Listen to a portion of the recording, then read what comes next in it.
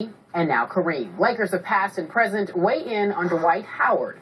Monday, Kareem Abdul-Jabbar posted the following message on his Facebook page. Quote, Dwight Howard is a perfect example of the fact that potential has a shelf life. Laker fans should be patient and allow Mitch and company to prepare themselves to do some serious work in the free agent market.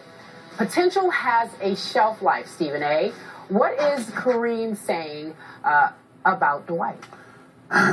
Well, based on what I read and everybody else's interpretation, he's basically saying Dwight's reached his limit, so to speak. Not only do I find that statement to be ridiculous, I find it to be offensive. And the reason why I find it to be offensive, Dwight Howard's 28 years old. You know, he's 6'9", 6'10". When healthy, he's considered the best big man in the game. This is on raw talent with an abundance of deficiencies that we already see. The fact that a 66-year-old man would sit there and imply that a 28-year-old with at least a half of his career ahead of him, okay, is finished, is what I find utterly ridiculous. And I don't agree with Kareem Abdul-Jabbar, one of the greatest players to have ever played, the guy with the most unstoppable move in the history of this sport, a 6-time champion, incredibly knowledgeable about the game of basketball. I mean, I think on moments like this, people like him need to sit back and reflect upon what you were at age 28 and ask yourself how you would feel if somebody were to say to you, you'd never improve, that you're a finished product. I think that's ridiculous. And I'm going to go a step further, Skip. Careful. Whether it's Kobe, Magic, Kareem, my man Shaquille O'Neal, or a host of other Lakers. You know what I find appalling about this whole Dwight Howard fiasco? Nobody's absolving Dwight from his blame. We understand that Dwight, had maturity issues and he still has to grow. We understand that he didn't do everything right and all of this other stuff. And we understand that he's not a winner yet, no matter what he says. You haven't won yet. But let's be clear. All of these Lakers, I find it very, very odd that none of them have anything remotely critical to say about the Lakers organization. This is not Dr. Buss's team. He is gone. God rest his soul. This is his son, who anybody with sense knows beyond a shadow of a doubt is not his daddy. So you're going to tell me that you look at the Lakers organization in the same light that you always have? And maybe I'll give Kobe a pass because he still plays for them. But Magic and Kareem and Shaq, guys who are gone, all guys who contributed. Shaq helped deliver 3 championships to the Lakers. Magic 5. Kareem's got 6 in his career, 5 with the Lakers.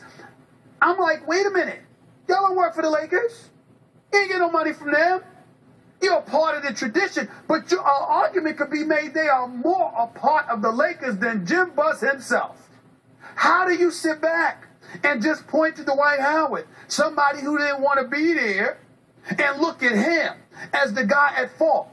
Could you imagine when we talk about Laker Nation, Skip, and how they need to elevate their just status, their quality, the Lakers I'm talking about here? Could you imagine if Magic Johnson sat back and said, you know what, we really need to look in the mirror? I'm not talking about calling anybody out individually. I'm talking about if Magic said, we need to look ourselves in the mirror. The fact that somebody would leave us should tell us something about us. Could you imagine if Kareem said that? Could you imagine if Shaq said that? Because then the Laker Nation would look at the Lakers and say, oh, we got cause to pause. But nobody seems willing to do that. And I find that sad.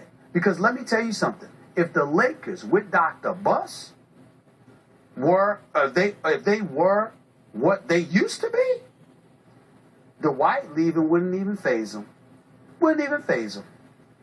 You know why they haven't said that? Because they don't even begin to believe that. This to them is not about Jim Buss or no Dr. Buss. It's strictly about a center who wasn't made of Laker stuff. He wasn't made of Kareem stuff or Magic stuff or Kobe stuff or James Worthy. We can go right down the line. And in Kareem's case, I loved what he said because I completely agree.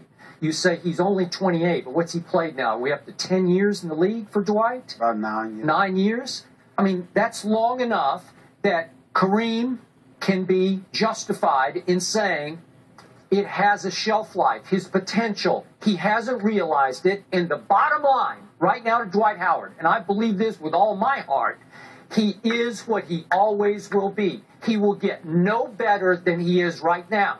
He led the league in rebounding.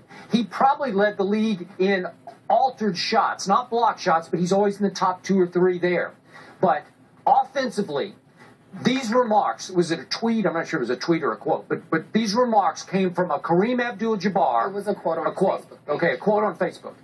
They came from the greatest offensive center the league has ever seen, that is true, including Wilt Chamberlain. Nobody could do what Kareem did in skill, in finesse. He's a leading scorer in the history of the league because he had all the game. He had all the moves. He could make free throws. He looks at Dwight Howard, and I don't know, did Dwight rebuff him? I don't know if Kareem ever offered to try to teach. Kareem said he did offer, right, and that Dwight said he wanted to learn from him, but according to Kareem, it never happened. Okay, well, so is there a little bit of bitterness here, a little bit of sour grapes on the part of all of Laker Nation and all the ex-Lakers who are saying, yeah, he walked away from a great thing because he couldn't live up to it, he couldn't take the pressure, but Kareem is still dead right. Again, God bless the Rockets because they're going to look for Dwight to change life in Houston. And I'm not sure. Even you said right away, well, it's not going to make him better than the 14th in the West. Yeah, but let me respond to that because here's the deal that everybody's missing. I understand from a basketball perspective, who on God's name am I to question the great Kareem Abdul-Jabbar? But if you were making just a basketball analogy, that would be different. The point is, if Kareem Abdul-Jabbar was working out with Dwight and Dwight was still in the Lakers uniform, would that statement have been made by Kareem? No, it wouldn't have. The statement was made not because of basketball, it's because he left the Lakers. That's an entirely different thing, and I am qualified to critique. And by the way, even though he was no Kareem, Hakeem the Dream Olajuwon is not shabby. He's going to be working with Dwight Howard. Kevin McHale may be the most unstoppable power forward in NBA history from 8 feet and in. He's going to be working with Dwight Howard. They chopped liver. So if you wasn't going to say this, if Dwight had stayed in L.A. working out with you, why do you get away with saying that because he elects to go to Houston when he's going to be working out with Hakeem Olajuwon and Kevin McHale? Again, I'm not absolving Dwight. The jury's still out on him. I get that.